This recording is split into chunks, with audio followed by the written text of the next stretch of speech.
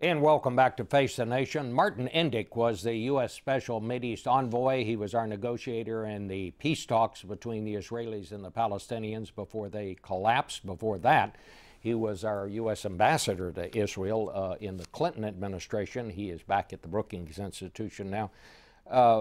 Ambassador, thank you for coming. You heard Secretary Kerry. It sounds all but just to be announced that he's leaving for the Middle East pretty quick to try to do something to get peace talks started there.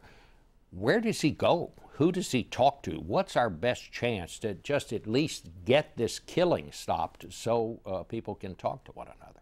I think he probably heads to Cairo. Ban Ki-moon, the UN Secretary General, is already on his way there. And Abu Mazen, the Palestinian president, Mahmoud Abbas, is I think he's in Qatar and will also be heading to Cairo. So I suspect that Cairo is going to be the scene of the action. And the purpose is to achieve a ceasefire, obviously. And what that requires above all is for Hamas to decide that it's in its interest to stop firing those rockets. Well, so far, Hamas doesn't seem to be answering to anyone. We know Mahmoud Abbas has asked the question, why are you sending these rockets into Israel? Even he, as the head of the Palestinian Authority, is questioning them. Who can get their attention and get it stopped? Well, it's the real question at this moment. The Egyptians have a kind of chokehold on Gaza, and they can influence it by being willing to open the passages, one of Hamas's demands. But they don't seem to be keen to let Hamas off the hook of Israel's battering at the moment.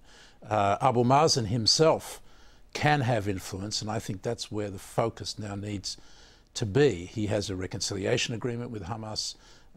He is the one that we need to see take control of Gaza. And that obviously is a long and difficult process, but it needs to start with a ceasefire.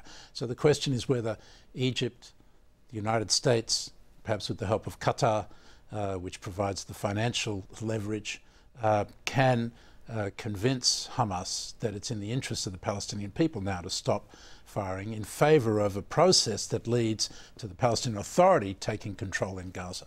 Prime Minister Netanyahu was saying this morning he thought the only real solution here is the demilitarization, if I understand it, of Gaza.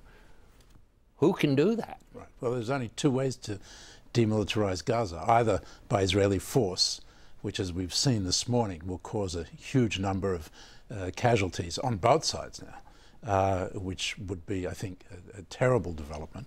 Well, the alternative is to get a ceasefire and to have some international force oversee the process of disarming all of the militias in Gaza in the context of a political process that leads to the lifting of the siege of Gaza, reconstruction in Gaza.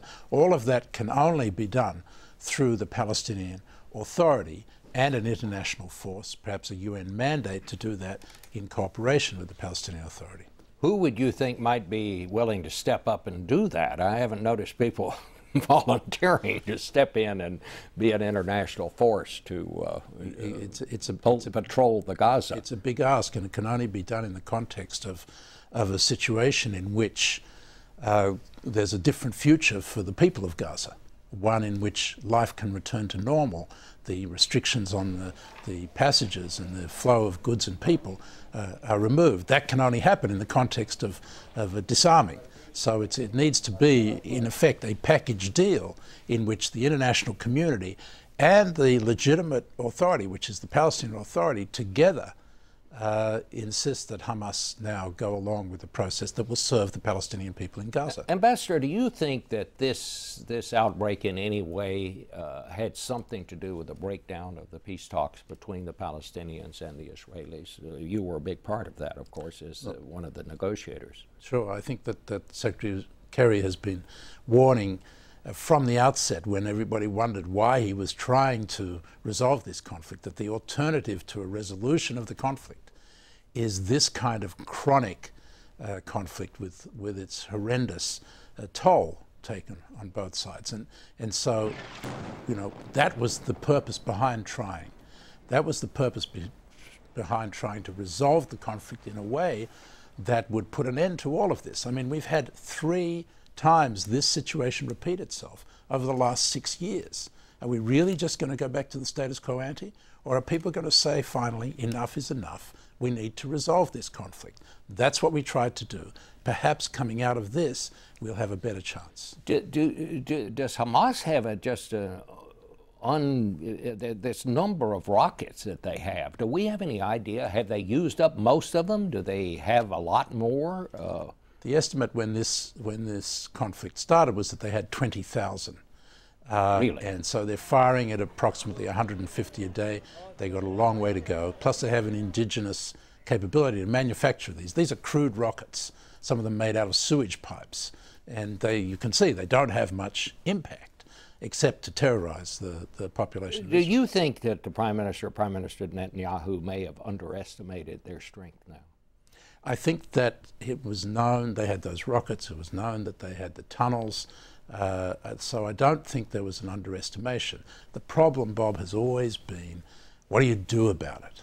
Because they hide amongst the civilian population. That is their shield, and international opprobrium is their protection. And you know, Netanyahu has been very cautious in terms of getting dragged into the war that he's now being dragged into, with precisely the predictable results. So I think that the hesitation was not about a lack of knowledge, it was that what do you do about it?